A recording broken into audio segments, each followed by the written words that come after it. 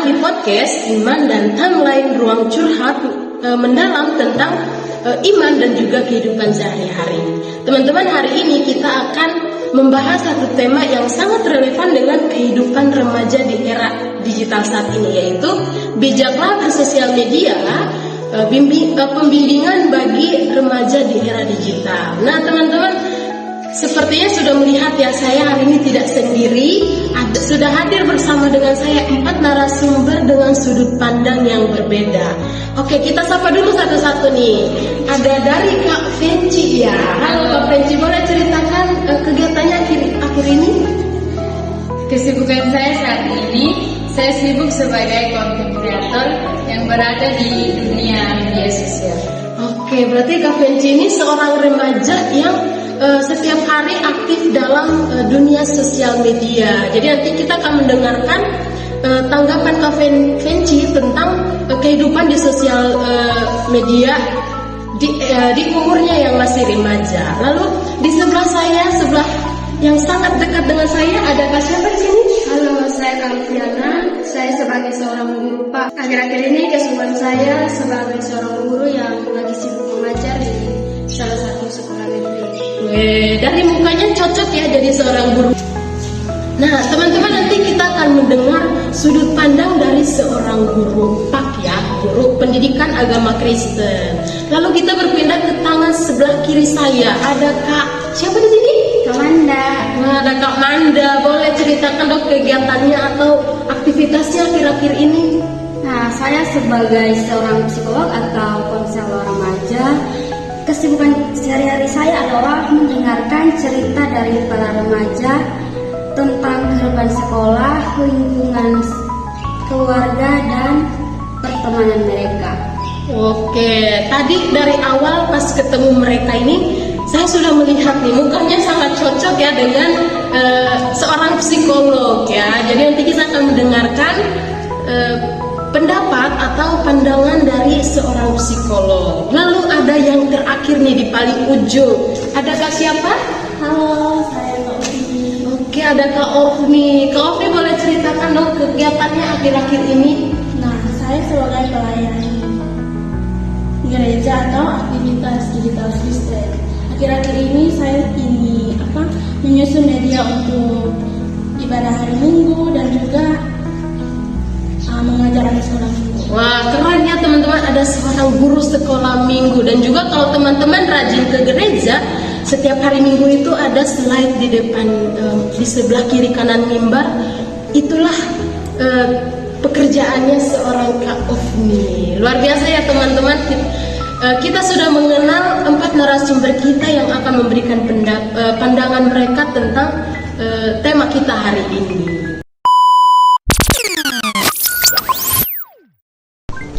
Oke teman-teman, karena tadi kita sudah mengenal 4 narasumber kita hari ini, saya akan langsung melempar pertanyaan pertama nih. Pertanyaan pembuka untuk kakak-kakak semua.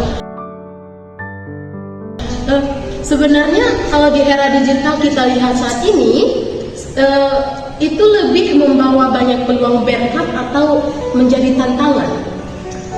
Baik, menurut saya sebagai seorang guru Pak, media sosial itu netral ya, bisa jadi kesaksian tapi juga bisa jadi jebakan. Nah, tapi ada tantangannya nih. Tantangannya itu remaja sering membangun identitas lewat like dan komentar tanpa melihat siapa mereka dalam Kristus. Oke, bagus ya. Jadi remaja Kristen itu sebenarnya bisa membangun kehidupannya atau dirinya. Mereka menganggap bahwa kehidupan mereka itu lebih ke membangun melalui komentar dan juga like. Nah, karena kita di sini sudah ada seorang konten kreator nih, jadi kita akan mendengar jawaban dari Kak Venci. Coba. Sebagai remaja Kristen, saya merasa media sosial bikin kita gampang banding-bandingin diri, kadang minder, kadang pengen kelihatan sempurna di mata dunia. Oke, jadi sebenarnya kalau dunia sosial itu terlihat palsu ya, jadi semua harus ditampilkan dengan sempurna. Lalu bagaimana tanggapan Kak Manda sebagai psikolog remaja nih. Nah, seperti yang tadi Kak Austiana bilang bahwa media sosial itu netral, tapi bagi remaja Kristen justru lebih sering terjadi tantangan. Bukan karena media sosialnya jahat, tapi karena remaja masih membangun identitas. Saat iman belum kuat, media sosial mudah menggeser nilai dari hidup untuk Tuhan menjadi hidup untuk pengakuan. Oke, jadi media sosial itu bisa lebih membawa dampak negatif ya daripada positif kalau tidak digunakan dengan baik. Nah, selanjutnya jika kita melihat dari sudut pandang iman Kristen, bagaimanakah kita atau remaja Kristen harus bersikap dalam bersosial media?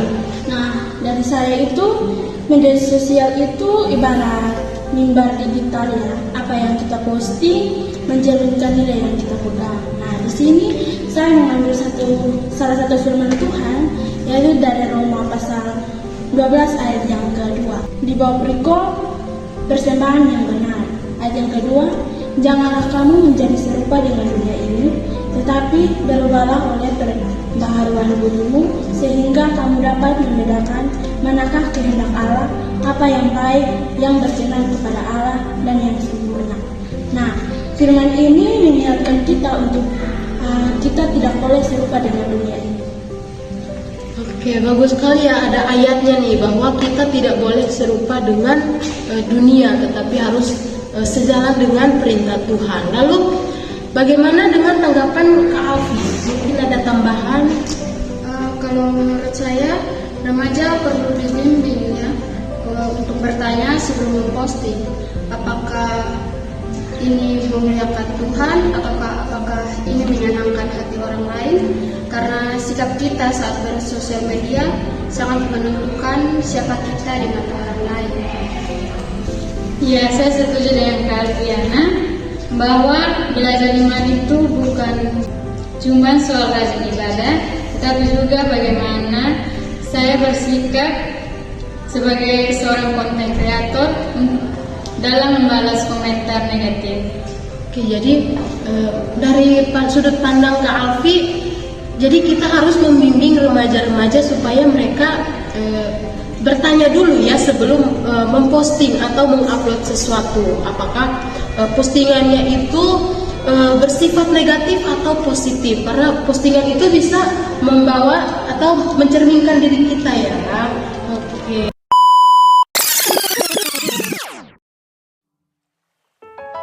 Teman-teman, mungkin dari teman-teman pernah melihat kasus nyata dari saat menggunakan sosial media ini dengan tidak bijak. Nah, dampaknya itu bisa serius seperti kecanduan, merasa rendah diri, cyberbullying, bahkan krisis identitas. Remaja mulai menilai diri dari like dan komentar, bukan dari siapa dirinya di hadapan Tuhan. Lama-lama mereka merasa tidak cukup, padahal masalahnya bukan pada diri mereka, tapi pada standar palsu yang mereka konsumsi tiap hari. Oke, mungkin dari Saya menceritakan pengalaman saya sedikit. Saya pernah mengalami komentar negatif dan itu membuat saya merasa kurang percaya diri. Tetapi waktu dibimbing di persekutuan remaja, saya belajar untuk memandang diri saya melalui kacamata Tuhan. Nah, betul tuh Kak Fenci. Itulah mengapa pentingnya pembimbingan ya, baik dari orang tua, gereja maupun teman-teman bisa nih membangun komunitas yang membawa teman-teman lebih dekat dengan Tuhan. Oke, jadi kita harus bisa bergabung ya pada komunitas yang membangun iman. Iya.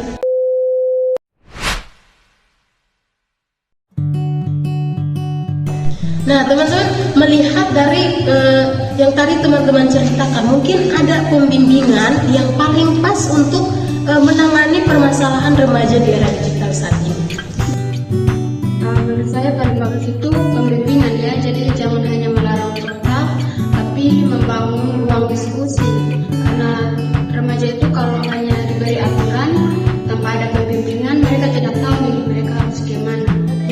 Jadi remaja itu butuh untuk didampingi, bukan diberi aturan ya. Karena kalau diberi aturan, remaja itu semakin rasa penasarannya jadi tinggi ya.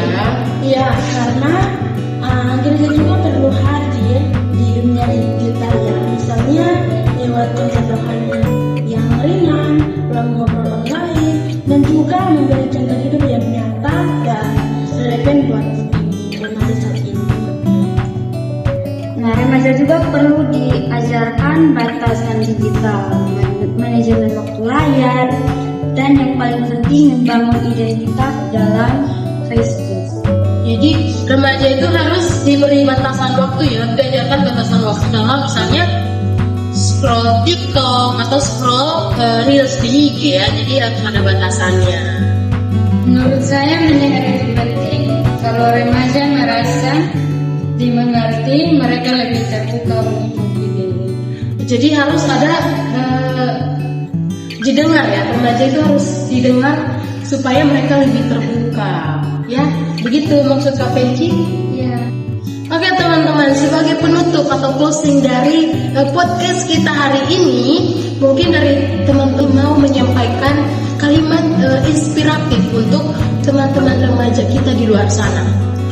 Saya bijak bermedia sosial itu dimulai dari hati yang dilakukan.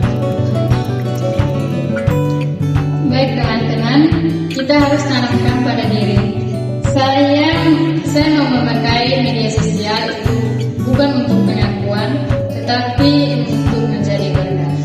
Ya, jadi harus ditanamkan kepada diri sendiri ya, bahwa saya menggunakan media sosial bukan untuk mendapat pengakuan, tapi untuk menjadi berkat. Nah, untuk teman-teman remaja, kesehatan mental dan iman harus berjalan bersama.